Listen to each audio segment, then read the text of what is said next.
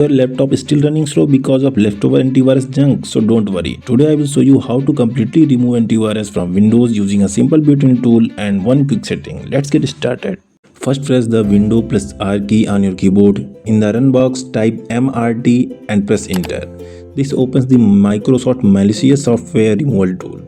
This tool is already built in Windows, but many of us are not aware of this. After pressing the enter key, a window will appear on your screen. Now select on quick scan and click on next. Window will now search for leftover antivirus files, malware or hidden junk. This can take a few minutes, so let it finish. Once the scan is done, MRT will automatically remove harmful file or leftover files that could be slowing your system down. But we are not done yet. To completely remove the antivirus program itself, go to the Start menu and then go to the Setting. Then click on Apps and then go to Installed Apps. After that, scroll down and find your antivirus which you have installed earlier.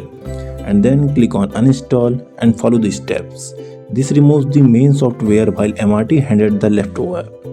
Now restart your laptop and after reboot, your system will be cleaner, faster and completely free from all antivirus files. And that's it. In just a few steps, you have removed your antivirus completely using the tools that are already inside the Windows. If you found this video helpful, smash the like button and share with your friends.